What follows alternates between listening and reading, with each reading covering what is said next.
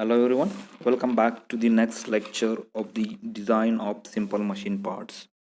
Today we will be dealing with the design of the knuckle joint. In a previous class, we studied how we adopt the procedure for designing the quarter joint. Fine.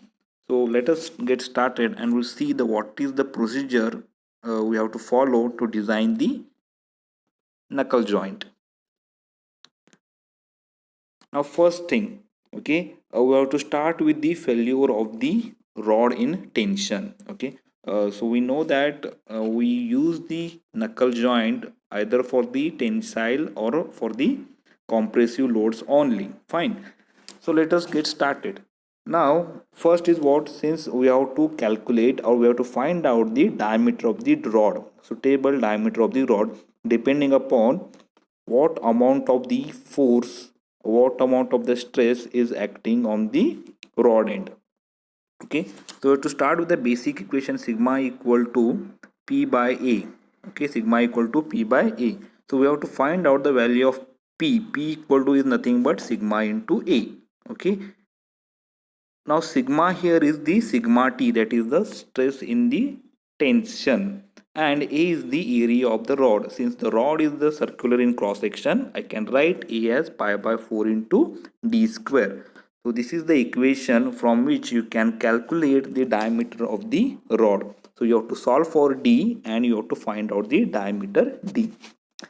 Next we have to see the failure of the knuckle pin in the shear. Okay, so knuckle pin is subjected to the shear stress, so we have to design knuckle pin based upon the shear strength criteria. Okay, sorry. So instead of now sigma, we have to use tau equal to P by A. Okay, wait a minute. P by A. So here we can write 2 into pi by 4 into d square, which is in the double shear. Fine. If it is single shear, instead of 2 we have to write 1. Fine.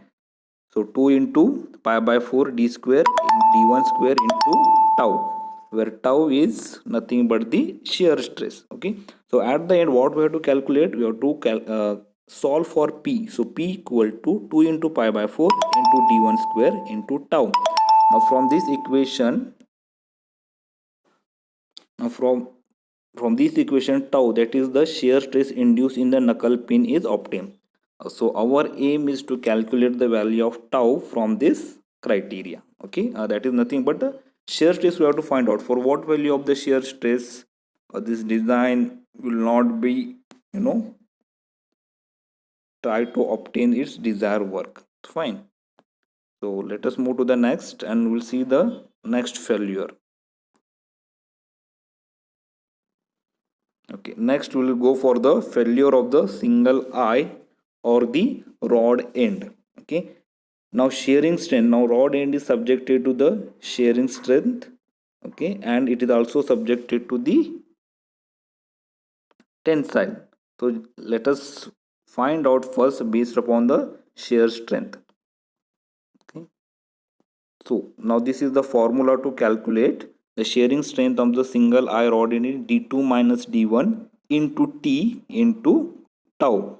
Now we have to equate the equations. Now this equation and this equation we have to equate, and we will obtain P equal to d2 minus d1 into t into tau. Now from this equation, outer diameter, that is d2 of the rod, may be obtained. Now similarly, failure of the single eye or end in the tension. So first we calculated for the shear stress, now find for the tension.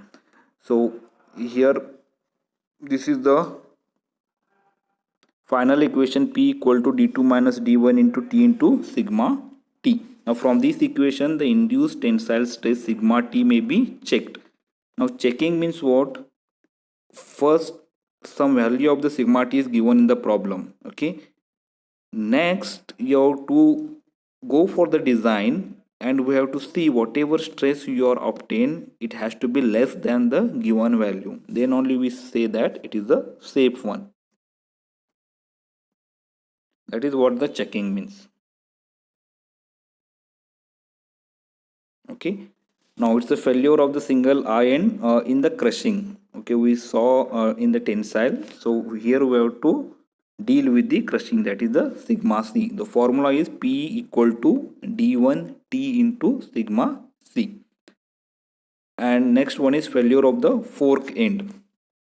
The failure of the fork end is given by the formula P equal to d2 minus d1 2 into t1 into sigma t.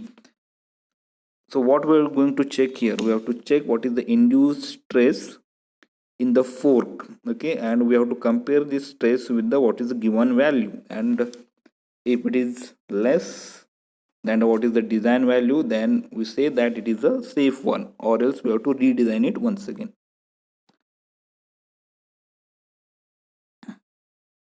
Next is failure of the fork end in the shear.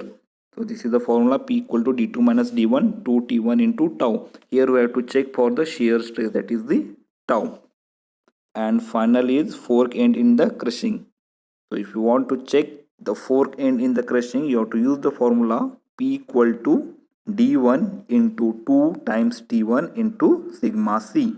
Now from this equation we are going to check the value of the crushing stress. Thank you.